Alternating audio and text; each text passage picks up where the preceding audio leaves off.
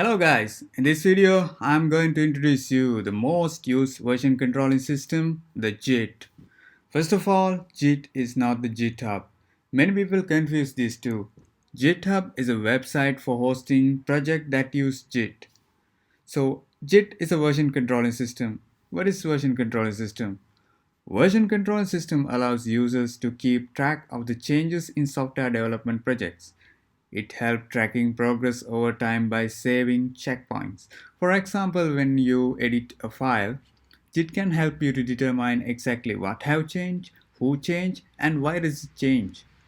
A version controlling software saves all the changes in a repository. So if the developer make a mistake, they can undo it.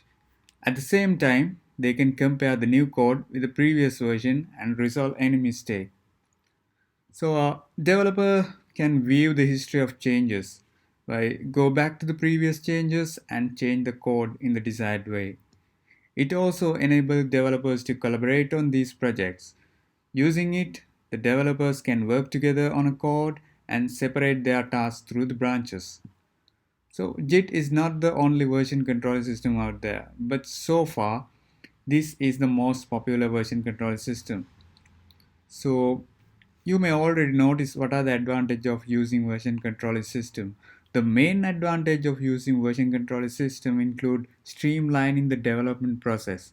It allows management of code for multiple projects and keeping a history of all changes within the code. Developers can work on the same project in different branches. Once development work's done, they can merge their code into the one single repository.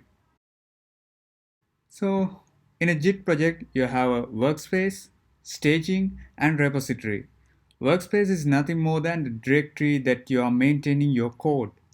So, here you can create file, edit file, and delete files. For example, let's say you create a file in your workspace, then you type text on that file and save it. Once you're done with your changes onto this file, you can set a checkpoint to this state. For that, first you need to select what are the file that you need to add. So here I am adding this file into the staging. Then I am moving the staging changes into the repository. So here you have the first commit, or we can say this is your first checkpoint. Now I'm changing this file content into text 2. Now content is changed and I need to create a checkpoint to this state. So I'm selecting this file and add it into the staging, and then I move this file into the repository. So this is your second checkpoint. So in next scenario, I'm adding another file. So it's having content as text 3. Now green color file has changed. I'm adding green color file into the staging and then commit the changes into the repository. So since workspace have a blue file also, JIT will keep a reference to blue file as well. Now this is your third checkpoint. Again, I'm changing green color file content to text 4 and change the green file and commit it. Again, JIT keep reference to blue file. Now, if you want to restore second checkpoint, you can easily check out into the second checkpoint. When a previous file will be deleted and copy file from the second checkpoint, which means you can move between checkpoints. So in JIT we can call this checkpoint as commits.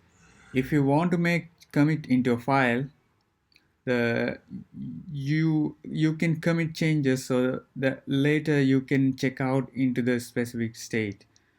So finally you're having working directory, the workspace that you're writing your code.